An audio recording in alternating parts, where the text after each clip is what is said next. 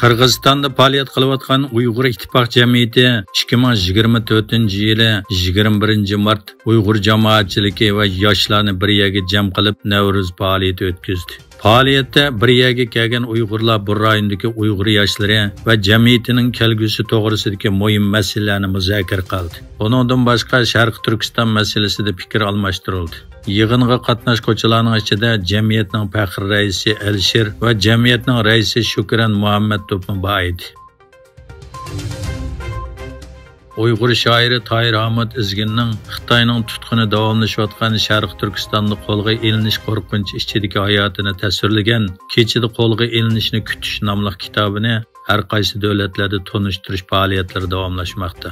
Uyg'ur shoiri Tahir Ahmad Izgil 2017-yili 4-oygacha Yaman ko'zdan yiroq turishga muvaffaq bo'lgan Uyg'ur shoiri Tahir Ahmad Izgil uchun kechida uyg'onib ketishning texmo qabih ma'nosi bor. Uning do'stlari va qo'lim qo'shnilari ko'pincha o'ziga o'xshash yozuvchi va shoirlar bo'lib, ularning kechida tuyuqsiz g'oyib bo'lishi uni o'zining taqdiriga amalsiz va aniqsiz his qildirgan. Izgilning 2023-yilning oxirida nashr qilingan Kechida qo'lga ilinishni kutish nomli aslimasi o'qirmanlarni 2021-yili Amerika Katvatlar ishxonasi tarafidan usti ochiq turma deb tasvirlangan 21-asrdagi ko'z tish davlati bo'lgan Sharq Turkistonning vahimalik dunyosiga boshlab kirdi. Amerika texnika magnati Almi shirkatining bosh ijroiya amaldori Tim Cook ta'minlash zanjirida Xitoydagi ishlab chiqarish sohasidagi muqimlikni ko'zitib, dunyoda biz uchun Xitoydan mualliqlik ta'minlash zanjiri yo'q dedi. Almi shirkatining Shanxay shahridagi yangi parcha setish do'konining ochilishiga qatnashish uchun Xitoyni ziyorat qilgan Cook bu shirkatning Xitoy cho'nqurg'uligidagi huddiga og'uvchi sheriklarining biri. Bu shirkatning Xitoy cho'nqurg'uligidagi huddiga og'uvchi sheriklarining biri. Metal sir bilan ta'minlaguvchi B7, sezimchan ekran ishlab chiqaruvchi lenzi texnikasi va elektronlik zapchas ishlab chiqaruvchi Ilirvin qatorliqlarning vakillari bilan ko'rishgan.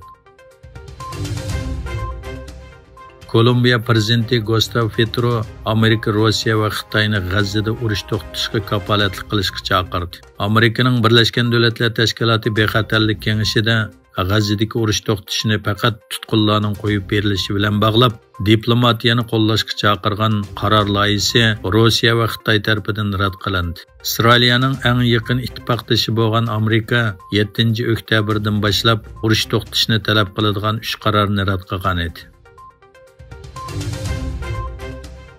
Egilinishcha, Amerika to'klik mashina ishlab chiqarish shirkati Tesla elektronlik mashina setilish miqdorining ish sur'atining ostilishi sababidan Xitoydagi mashina ishlab chiqarishni azaytir ekan. Bloombergning bu masalaga pishiq manbalarni asos qilgan xabariga qaraganda, Tesla ehtiyojning tuvallishi va bozordagi kuchli raqobat bilan kurash qilayotgan muhitda Xitoydagi zavodlarning mashina ishlab chiqarishini azaytishni qaror qilgan. Rossiyaning poytaxti Moskvadagi bir konsert zali 22 mart kechda harbiy kiyingan qurolli kishilarning hujumiga uchradi. Hujumda oz deganda 60 odam o'lib, 100 dan ortiq odam yaralandi. Reuters agentligining xabarida 23 mart saharigacha hujumda kam deganda 60 kishining o'lganligi, 145 kishining yaralanganligi bildirildi. Amerika va Angliya qatorliq davlatlarning Moskvadagi bosh elchixonalarining 2 hafta burun uqtirish chiqarib, fuqarolarni ommaviy faoliyatlarga qatnashmaslik haqida ogohlantirganligi o'ttirg'a chiqdi. Elchixonlarning ogohlantirish bayonotida ularning fuqarolardan Rossiyada o'tkaziladigan har qanday faoliyatlarga qatnashmaslikni talab qilganligi bildirildi. Daesh Telegram kanalida bu voqeani ustiga olgan.